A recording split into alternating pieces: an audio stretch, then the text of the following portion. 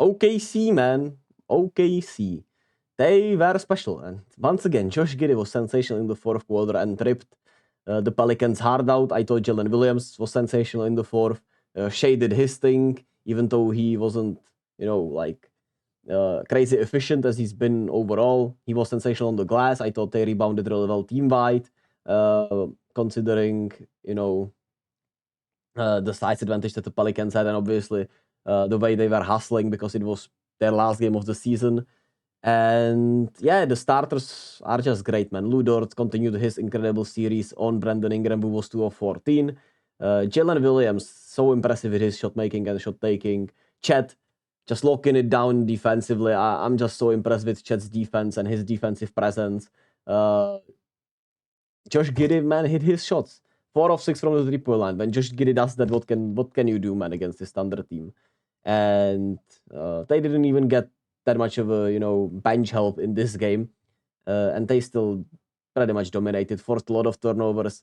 I thought the Pelicans were sped up a bit, especially going downhill, which, to be fair, some of it is Chet's part.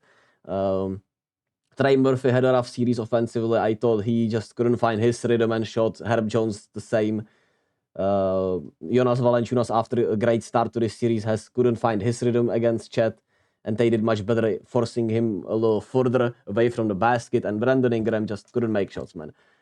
I mean, he tried taking shots, but yeah, a really rough playoff series for Brandon Ingram.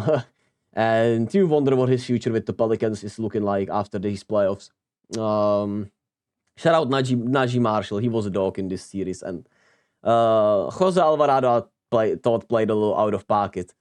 But at the end of the day, they were at a talent deficit. Their young players couldn't make shots.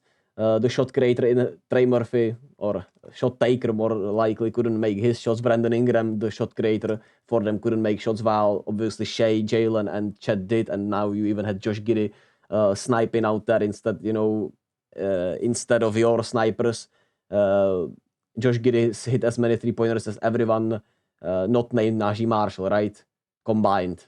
Najee Marshall hit 4 just like Giddey, but CJ, Herb, and Trey all combined for 4 threes themselves. So that speaks for itself, man. What an impressive win for the Thunder. Excited to see how they do against either Dallas or LA, but they'll be a tough out. They'll be a really tough out, because they just got the chemistry, they got the superstar, they got the dog in them, I would say. The question is, how will the benches do going forward, and can Josh Giddey sustain a good play?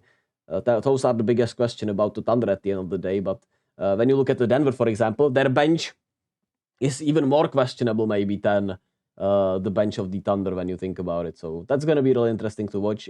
Excited to see how they do in round 2.